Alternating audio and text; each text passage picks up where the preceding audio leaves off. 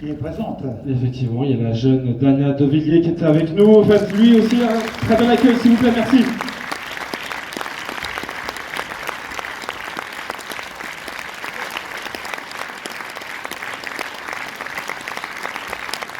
Voilà, on peut l'applaudir très fort parce que vous allez voir, elle est bouleversante dans ce film. Et puis, bien sûr, celle que nous attendons tous, vous la connaissez, c'est une actrice césarisée, elle est même réalisatrice, chanteuse française. Et c'est un beau cadeau qu'elle fait pour Orléans. Je vous demande de faire une belle ovation à mademoiselle Mélanie Laurent.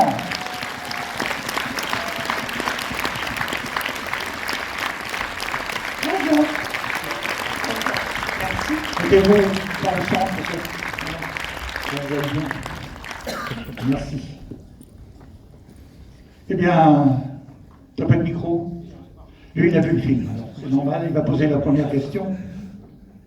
Merci d'être à Orléans. Je sais que vous avez une journée d'enfer. Aujourd'hui, tout de suite Orléans, Tours, Blois d'abord, Tours après, puis Paris, je pense.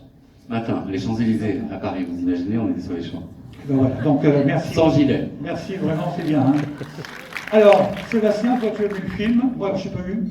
Ouais, ils vont pouvoir nous en parler, mais déjà quel défi incroyable de tourner ce film sur une période aussi longue. Quel défi aussi pour Dana. C'est quand même incroyable. Moi, j'étais bouleversé, j'ai vu les premières images au mois de juin à la convention studio. J'avais tellement hâte de voir le film, j'ai pas été déçu. Donc, expliquez-nous pourquoi vous avez choisi ce pari fou de tourner sur 3 ans, comme ça. On a choisi de tourner sur 3 ans parce que, bon, vous allez le découvrir évidemment, cette jeune fille, qui maintenant est une jeune fille au début du film, elle avait 11 ans, a vraiment interagi et joué en vrai avec un lion à l'écran. Donc toutes les images en fait, que vous allez voir d'elle et le lion ne sont pas truquées. Elle a vraiment créé une relation avec ce lion. Et donc la sécurité, c'était que, en fait, elle élève le lion. Donc elle a commencé au début du film, évidemment, avec un tout petit bébé lion. Ils ont grandi ensemble pendant 3 ans, puisque en fait, à l'âge de 3 ans, le lion devient adulte. Et donc après, évidemment, toute l'histoire est une grande aventure que vous allez découvrir. Mais le fondement de ce film, c'est l'histoire d'amour qu'elle a créée avec ce lion et qui est évidemment magnifique. Donc on a été obligé de prendre ce temps-là pour faire le film. Voilà. Après, ça ajoute d'autant plus au réalisme, vraiment. Et Dana, alors, est-ce que ça n'a pas été trop effrayant? Wasn't it so scary to film with a white lion? Yes, definitely. It's all part of the process. But luckily, Kevin Richardson was there. He was my mentor, aka the Lion Whisperer. He was my mentor throughout these 3 years. I mean, who plays Charlie in the movie is such a beautiful lion. I mean, we couldn't get a more perfect Charlie. He truly became my best friend. Pour traduire pour ceux qui ne parlent pas anglais, oui. Elle dit qu'effectivement tout le processus fait que c'était un apprentissage. Évidemment, un lion, ça reste quand même un animal extrêmement puissant. C'est le roi des animaux. Il peut tuer quelqu'un en quelques secondes. Donc la relation qu'elle a créée avec lui, il y avait des hauts et des bas. Elle a eu peur par moments. Elle était très enthousiaste par d'autres. Mais au fond, le lion était extraordinaire. Et ce qu'elle dit, c'est qu'elle a créé une vraie histoire d'amour avec lui.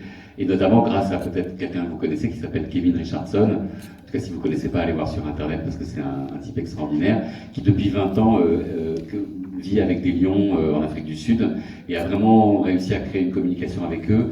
La base de son travail, c'est aussi la défense des lions, puisque c'est aussi le sujet du film. C'est aussi pour ça que Mélanie est avec nous, parce qu'au-delà de son travail d'actrice, c'est aussi elle va vous l'expliquer, un travail aussi du message qui passe à travers le film et qui, j'espère, vous touchera. Et donc, Kevin Richardson se bat contre la disparition des lions, puisqu'ils sont vraiment en danger et qu'il en reste de moins en moins. J'allais venir justement, Mélanie, il y a un vrai message derrière ce film. Je pense que le projet vous a touché d'emblée pour ça, pour défendre toute cette cause. Oui, bien sûr. Il y avait l'excitation aussi de travailler avec une équipe sur plusieurs années, de faire partie de... Même si moi je n'ai pas d'interaction avec le lion, un tout petit peu au début quand il était vraiment tout petit, qu'il avait 2 semaines, c'est tout. Après il était vraiment trop grand. Non, évidemment le message derrière...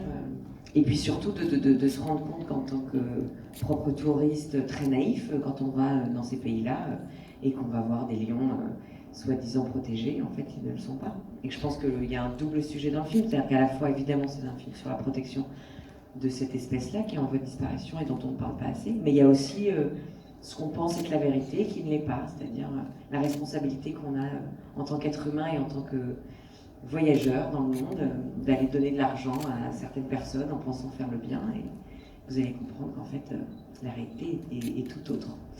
Et il n'y a rien de plus beau et de plus fort que de faire un film au cinéma et d'emmener les grands et les petits et de faire passer un message sur le monde en parlant d'émotions. Et voilà. Puis c'est les enfants qui vont faire le monde de demain. Donc. C'est ça, et le message passe vraiment bien. Moi, j'étais bouleversé par l'ensemble des phrases qui ont été inscrites à la fin du film. C'est un vrai rappel à l'ordre et une vraie vigilance qu'on se doit d'avoir. Et moi, je suis très content que vous ayez mis en avant parce qu'au final, il y a peu de films qui traitent de ça. Donc c'était aussi votre envie à la base, Gilles, de traiter de ce sujet-là. Bah, moi, comme Mélanie, j'étais un grand naïf. Moi, je voyage beaucoup, et c'est vrai qu'on arrive dans les pays, on connaît rien de la situation des pays. Alors là, l'Afrique du Sud, évidemment, c'est un pays où on va pour voir des animaux, pour faire des safaris, et tout d'un coup de découvrir que derrière il y a un commerce absolument abominable, évidemment une exploitation de la nature. Ça m'a tout de suite touché quand j'ai découvert ça, et je me suis dit que c'était intéressant de faire un film. Parce que moi, je fais beaucoup de documentaires, et je me suis dit, je ne fais pas forcément un documentaire pour aller convaincre des gens qui sont déjà convaincus, mais peut-être en faisant un film familial, avec une vraie histoire, dans le regard d'une enfant, j'allais pouvoir aussi toucher ceux qui sont, comme disait Mélanie, notre avenir, quoi, et que ceux-là vont peut-être voir la planète, voir le monde d'une manière différente. Effectivement, on a tous nos vies, on a tous les fins de mois, mais il y a aussi la fin du monde, et voilà, il y a les deux, et on peut pas, voilà, les deux vont ensemble. Voilà. Et moi, j'ai terriblement envie de savoir, à l'heure actuelle, comment va Charlie, justement. Ah oui, Charlie. Charlie, c'est... Yes, his real name is Thor. He's the main character used out through the film. But he's beautiful, really is, and I hope you all will fall in love with him just as I did on the screen. Last time you saw him? The last time I saw him, well, I tried to see him as much as I can. It was, I think, the filming ended in December. I miss him very much, but I still go and see him through the fence, and he still recognizes me, which is really special for me because he's been such a big part of my life.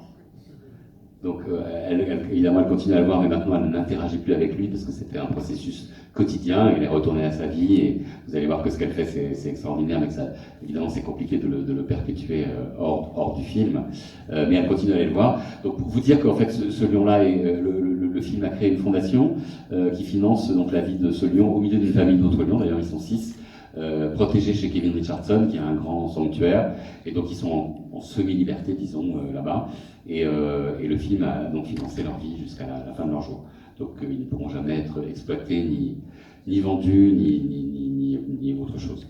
Voilà, donc, et elle le voit, elle l'a vu dernièrement avant de partir d'Afrique du Sud, et il est venu lui faire des câlins à travers la grille, et il la reconnaît très bien. En tout cas, moi je vous tire un grand coup de chapeau, parce qu'on dit vraiment...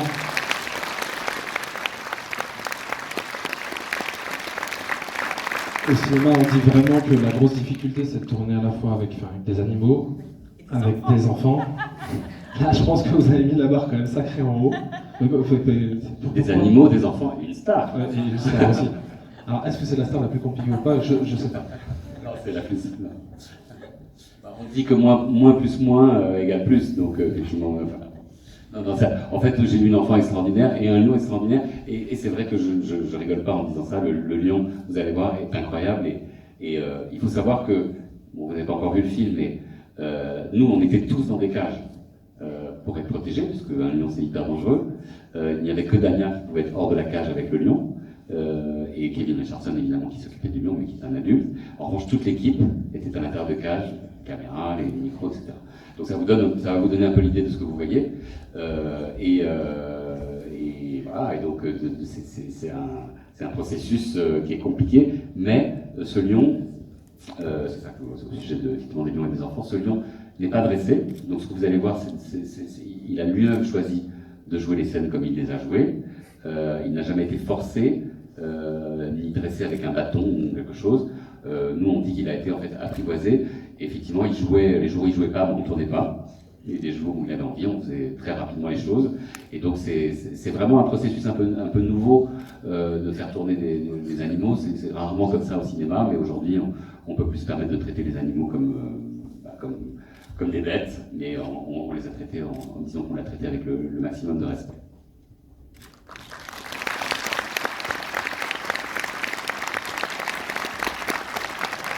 Et une petite question à Mélanie, dans les 15 premiers jours, quand vous l'avez côtoyé ce lion, est-ce qu'on n'a pas envie tous les soirs de le ramener à son hôtel et de le câliner pendant toute la nuit? Oui, quand il avait 2 semaines. Petit lion blanc.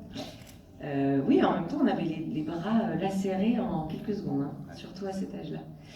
Ouais. Non, on n'a pas envie de ramener un lion chez soi. Il faut surtout pas. Leur foutre la paix.